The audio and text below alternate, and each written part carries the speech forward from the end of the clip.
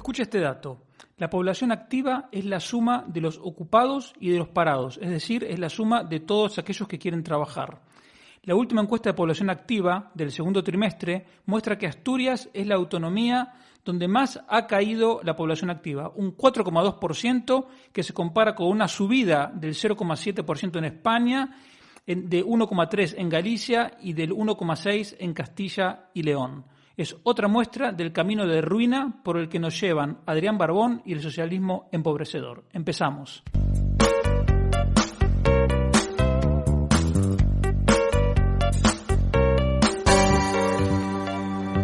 Economía Hoy, con Diego Barceló.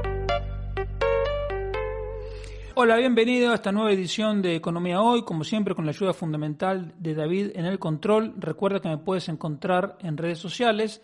Soy @DieBarceló, tanto en Twitter como en Instagram, y me encuentras como Barceló y Asociados, tanto en YouTube como en Facebook, en Telegram y en LinkedIn. En el canal de Telegram Barceló y Asociados te puedes suscribir gratuitamente para recibir todos los artículos que escribo, como el que publiqué, por ejemplo, hoy en La Nueva España y también hoy en Expansión, y otro material. De las tres cosas primeras que te quiero comentar, dos son, el primer punto son dos breves comentarios. Uno tiene que ver con la elección de la primera vuelta de las elecciones presidenciales en Brasil, que también, como te comentaba la otra semana con el caso de Meloni, esta elección de Bolsonaro también resultó un muy buen detector de tontos, porque otra vez veías los titulares de extrema derecha, ultraderecha, de todo. Ahora, lo que cabe preguntarse es cómo es posible que las encuestas hayan fallado por un margen tan amplio, porque le daban un margen de 10 puntos o más de ventaja a Lula, el candidato que fue condenado y estuvo preso por cuestiones de corrupción y luego salió de la cárcel, pero no porque se haya demostrado que en realidad era inocente, sino por cuestiones formales. Porque hay pocas posibilidades. Una, que sería extraña, es que la gente súbitamente haya cambiado de opinión el último día, o los 2-3 últimos días, y fueron a votar a Bolsonaro, gente que no iba a votar o que iba a votar a Lula. Algo raro, pero es una hipótesis. Otra hipótesis es el error de las encuestadoras que hayan hecho mal su trabajo, algo incomprensible, pero también puede ser otra hipótesis. Y la tercera hipótesis es que, como el CIS de Tesanos, hayan sido encuestas cocinadas, porque cuando tú muestras una ventaja muy amplia a favor de un candidato, generas dos efectos. Uno es la simpatía por el probable vencedor. A la gente, aunque parezca mentira, le gusta ganar. Y entonces la gente que no tiene muy claro a quién votar normalmente se decanta por el que va primero, simplemente para participar en el éxito. Y al mismo tiempo, cuando la diferencia es muy amplia, se genera un efecto desaliento en las huestes del perdedor, que dicen, ¿para qué voy a ir a votar si total vamos a perder? Como sea, la realidad es que la elección resultó mucho más reñida. Cuando iba hasta el 35-40% de votos escrutados, iba ganando Bolsonaro. Yo hablo con gente de allí y me dice que la cosa está complicada como para que gane Bolsonaro, pero el partido está abierto, y eso ya es mucho, porque hace una semana a Bolsonaro lo daban por perdedor y Lula creía que iba a ganar en primera rueda. Así que ojalá que en la segunda vuelta las cosas vayan todavía mejor y Bolsonaro pueda revalidar su triunfo, porque de manera, si no es así, toda Iberoamérica estaría en manos de la extrema izquierda, y eso no sería nada bueno, ni para la gente que vive en Iberoamérica, ni para nosotros tampoco. Y lo otro, que es un tema menor, es una anécdota menor, pero del cual se puede desprender un comentario más importante, tiene que ver con este pseudo escándalo que se generó en torno a estos cánticos, digamos, gritos maleducados de los muchachos de un colegio mayor en Madrid. A ver, está claro que los chavales han sido, digamos, gamberros, maleducados, digamos, que no viene a cuento gritar las cosas que gritaron. Pero cuando uno escucha a las chicas del colegio mayor de enfrente, a las que supuestamente eran agredidas e insultadas, la cosa cambia por completo. Hay que ponerse en el contexto de el clima, el ambiente que se respira y que se vive en los colegios mayores. Y entonces, esos gritos, que para cualquiera que no tenga nada que ver con el mundo de los colegios mayores, es algo que llama la atención por lo gamberro, en este caso era parte de una tradición, es algo que se hace todos los años. Las chicas de enfrente responden con algunos cantos, se conocen porque salen habitualmente juntos, muchos que están en un colegio y en otro son pareja, por lo tanto,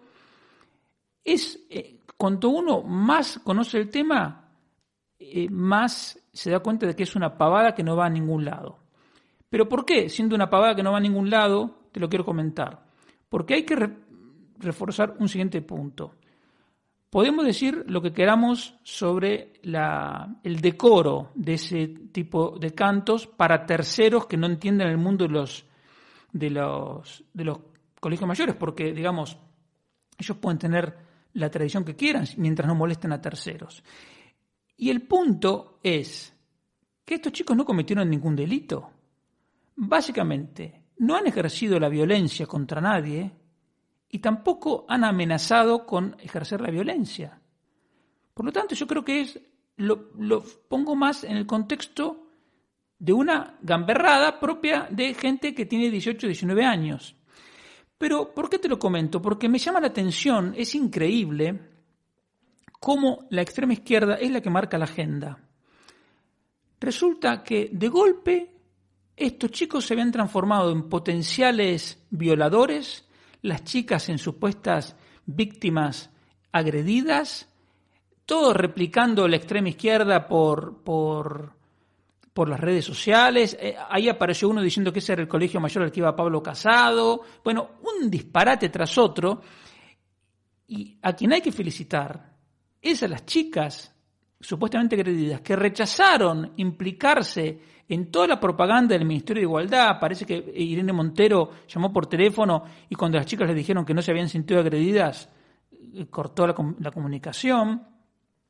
Hay una chica que se llama Sara Salamo, que es actriz, yo no la conocía, vi un vídeo y me pareció muy moderada, muy mesurada, muy atinado todo lo que dijo, sobre todo para no darle bombo y diciéndole también a los medios: esto es una cosa interna nuestra, lo que nos dijo nuestra directora es un tema nuestro, ellos nos han pedido perdón y ya está, es algo que se fue de madre.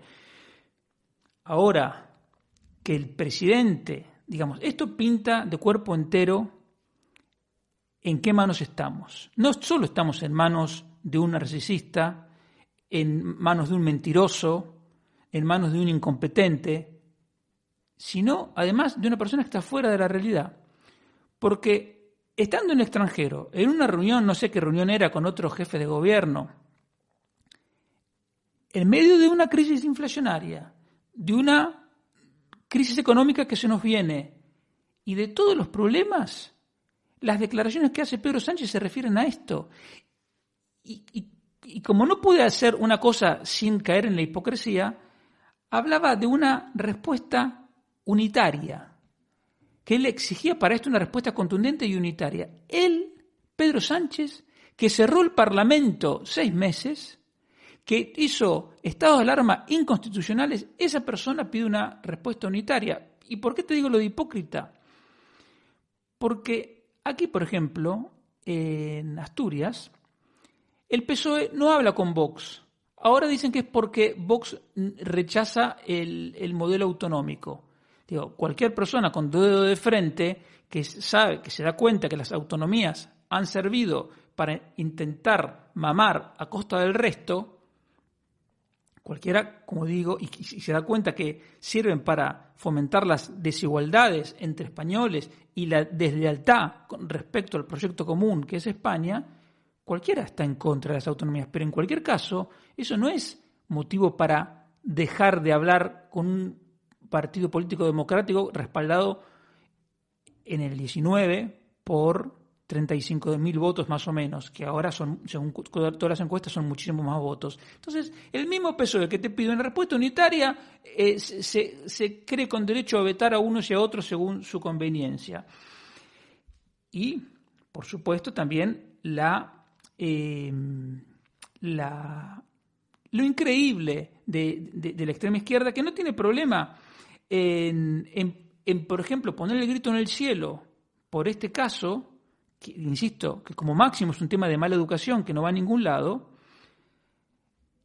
y en cambio hacer la vista gorda, bloquear comisiones de investigación por el caso concreto de menores abusadas en centros tutelados por los gobiernos de la Comunidad Valenciana y de la Comunidad Balear. Entonces, bueno, para no abundar más en este tema, simplemente lo que te quería marcar es cómo la izquierda marca la agenda. Y a los únicos que sí tengo que criticar son a los directores del colegio mayor, porque en lugar de defender a sus chavales, como son unos chavales que pueden hacer estupideces, se pliegan al mundo de los bien queda, ni se les pasa por la mente decir nada que se aleje del discurso políticamente correcto, y parece que a los chavales les van a dar un curso de sensibilización en materia de género.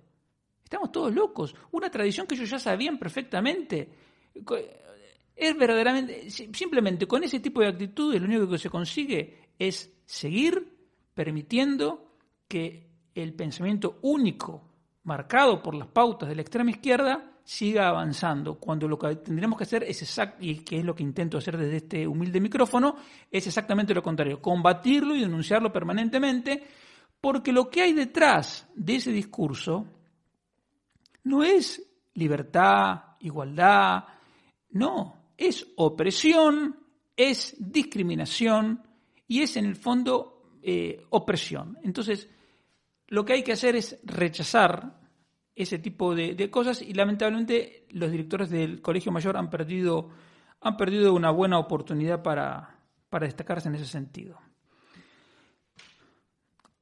La noticia económica, estrictamente económica de la semana tiene que ver con el presupuesto, el proyecto de presupuesto para 2023. Y yo creo que el primer error que se puede cometer y que hay que evitar en este caso es interpretar el proyecto de presupuesto como algo que tenga que ver con la gestión de la cosa pública. De ninguna manera. Este proyecto es simplemente un instrumento de propaganda política. Cuando uno mira la presentación y la nota de prensa, no solo está llena de eslóganes, justicia social, crecimiento inclusivo, resiliencia, creo que climática, responsabilidad fiscal, cualquier cosa tenga que ver o no con la realidad. Pero lo determinante de este proyecto es que señala con claridad cuáles son los 14 millones de personas agraciadas en la tómbola del gasto público, que son los pensionistas, los empleados públicos y los jóvenes. El gasto público está dirigido a que esos 14 millones de personas voten a Pedro Sánchez y Pedro Sánchez se pueda mantener en el poder. A partir de ahí, todo el análisis estrictamente económico, ya te digo, carece de sentido, porque no es el tema. O sea, el tema es, como te digo, una cuestión propagandística.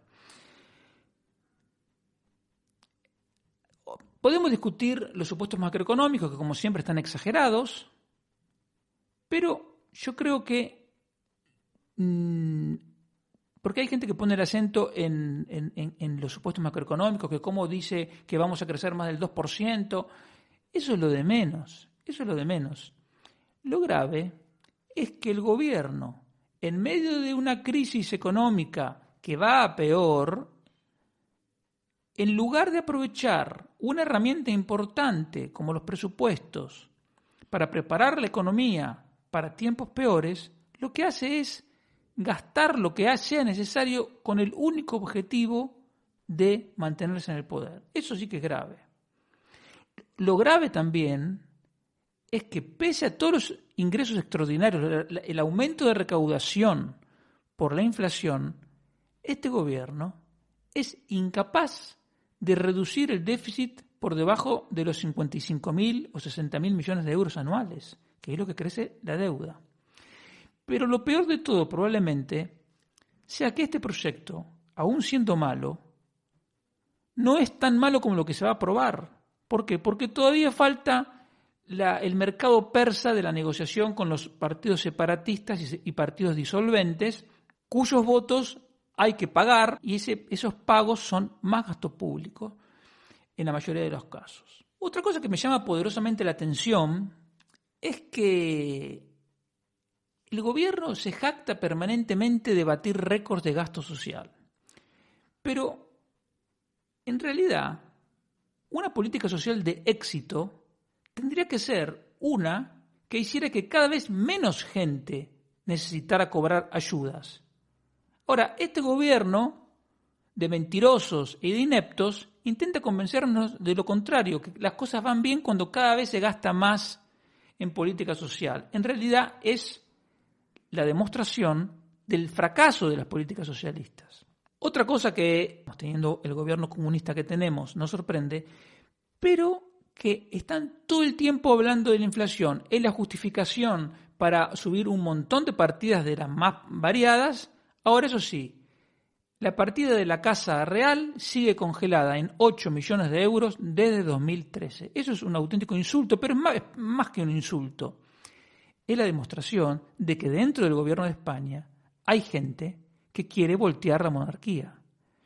No digo que sea el caso de, por ejemplo, Margarita Robles o de Calviño. Lo que pasa es que, como ya he dicho alguna vez, ellas, al sentarse al lado de Yolanda Díaz, Alberto Garzón, Ione Belarra, etc., están avalando a esa gente antisistema que está carcomiendo las bases de nuestro sistema de libertades desde dentro. Porque a ti te puede gustar más o menos la monarquía, a ti te puede gustar más o menos la figura de Felipe VI, pero yo te digo que cualquiera de esta banda que hay ahora, de los que podría ser potencialmente presidente de una república, no llega ni a los talones del rey Felipe VI. Y además sería, la monarquía también hay que verla como una barrera contra el avance del comunismo. Por eso es que ellos odian al rey, porque es la última barrera para poder llevar sus planes a todo lo posible. Piensa que hay gente, aunque parezca mentira, que les parece bien lo que pasa en Venezuela. Entonces, mientras esté el rey, es un obstáculo muy, muy importante para llegar a ese extremo. Entonces, aunque sea por egoísmo, hoy día te conviene defender la continuidad. Más allá de que la monarquía tiene la ventaja que no nos puede ofrecer ningún político, que es, al menos en teoría, la independencia respecto de lobbies, respecto de partidos, respecto de sindicatos, porque el rey no le debe su puesto a nadie y no depende de nadie. Y eso yo creo que en estas circunstancias en las que tenemos un gobierno liberticida y partidos liberticidas con millones de votos, pues ¿qué quieres que te diga? Para mí la permanencia del rey es digamos, una salvaguarda para preservar la libertad. Volviendo a lo estrictamente económico, como es obvio, el gasto público se financia con los impuestos que paga el sector privado. Y aquí te hago siempre la misma aclaración. Yo ya sé que los empleados públicos pagan impuestos, pero ¿qué pasa? Las nóminas de los empleados públicos se financian totalmente por los impuestos que paga el sector privado. Si no hubiera sector privado, no es que no podrían cobrar. Por lo tanto, los impuestos que pagan los empleados públicos en realidad son descuentos que se hacen a algo que procede totalmente del sector privado. Por eso el sector privado es la clave. Si no hay sector privado, no hay Estado, no hay nada. Cuando Pedro Sánchez llegó a la Moncloa, la recaudación total de las administraciones públicas equivalían a 20.000 euros por cada ocupado en el sector privado. 29.000. En el 2023, Sánchez pretende que cada ocupado del sector privado de media pague 35.000 euros de impuestos. Es decir, que pasamos de 29.000 a 35.000. Están incluidos todos los impuestos, incluso los municipales, autonómicos, todo. Entonces, cada ocupado del sector privado va a tener que pagar el año que viene casi 6.000 euros más que cuando llegó esta gente al gobierno. Entonces tú puedes decir, bueno, yo 35.000 euros no puedo pagar ni en sueños de impuestos porque mi salario es de 1.000 euros por mes, por lo tanto no es mi caso. Pero yo te digo una cosa que se suele pasar por alto. Un mileurista, es decir, una persona que esté cobrando el salario mínimo, y si suponemos que gasta el 90% de lo que ingresa, que en realidad es más, pero digamos, haciendo un supuesto conservador, ese mileurista paga por año en España 6.000 euros de impuestos, paga 6 nóminas de impuestos. Y tú dices, ¿pero cómo? Sí, porque lo que hace la gente es no contar las cotizaciones sociales que ingresa el empleador, pero que en realidad paga el empleado, lo paga en la forma de un menor salario.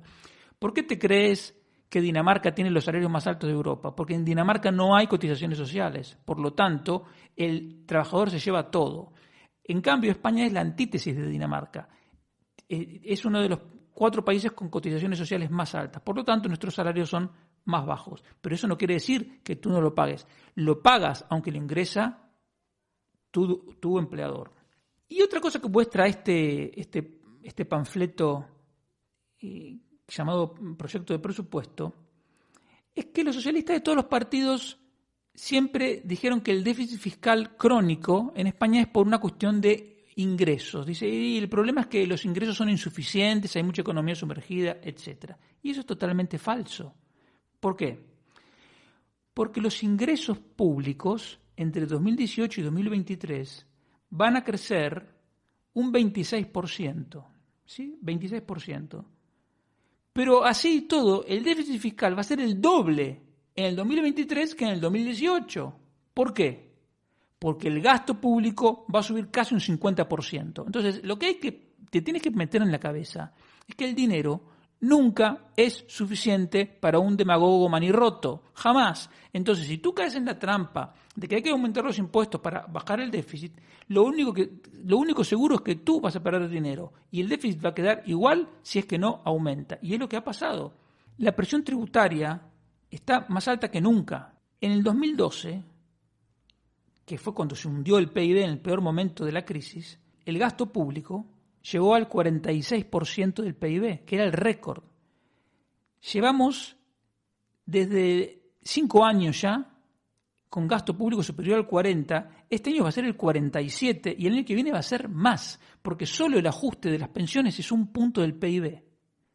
Entonces, estamos soportando un gasto público mayor el mayor gasto público de la historia.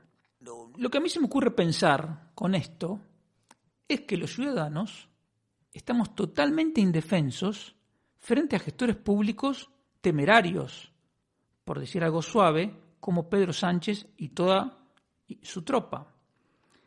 Nosotros pensamos que la Unión Europea iba a evitar estos desmadres por aquello del Tratado de Maastricht, pero nos engañaron, porque las reglas fiscales europeas no evitaron que Zapatero llegara a un déficit del 11,5% en el 2009, y tampoco son un freno para Pedro Sánchez, porque además las reglas fiscales ya llevan 4 años suspendidas, recién van a volver a regir en el 2024. La Unión Europea nos presionó para cambiar el artículo 135 de la Constitución para establecer el principio de estabilidad presupuestaria. Pero este proyecto muestra que ese principio es papel mojado.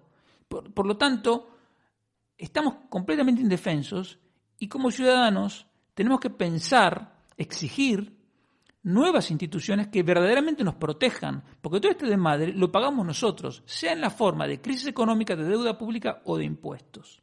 Como mínimo a mí se me ocurre que se podrán hacer presupuestos plurianuales, es decir, que un presupuesto no sea solo por un año, sino para varios años. ¿Para qué? Para evitar que este mercado persa de la negociación presupuestaria sea todos los años, precisamente. Habría que poner normas que hagan que automáticamente cuando se produzca un exceso de recaudación como el que estamos ahora, se prohíba gastarlo, como está haciendo Sánchez, con normas adicionales que hagan que el presidente o el ministro que incumple esa norma queda inhabilitado de por vida para ejercer un cargo público. Es la única forma.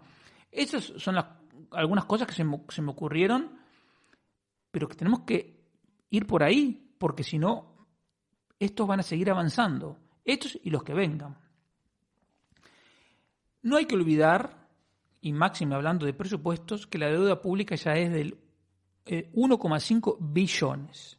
O sea que estamos viviendo en una cornisa. Tú fíjate, cuando llegó Sánchez al gobierno, cada empleado del sector privado debía de deuda pública, o sea, su cuota parte de deuda pública era menos de 75.000 euros. Ahora, en el 2023, va a ser como de 91.000. Es decir, que para la inmensa mayoría, su cuota parte de deuda pública es mayor que su propia hipoteca. Es un despropósito al que se ha llegado en nombre del progreso y de la equidad.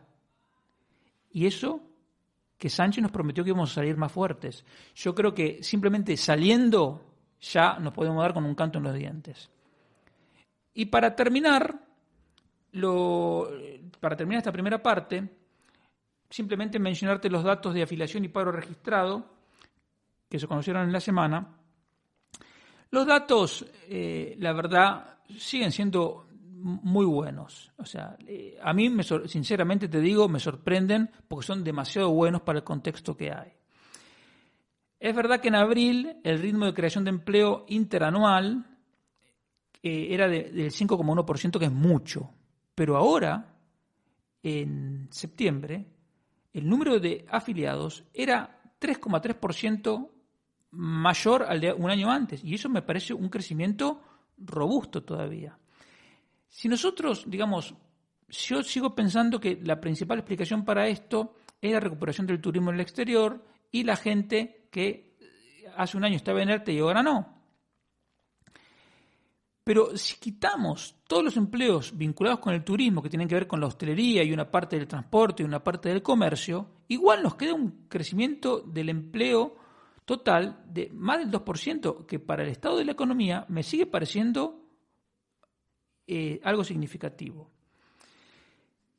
Es verdad que si miramos en lugar de un año, los últimos 3 años, los datos ya no son tan buenos, sobre todo porque 1/3 de los nuevos empleos en 3 años son del sector público.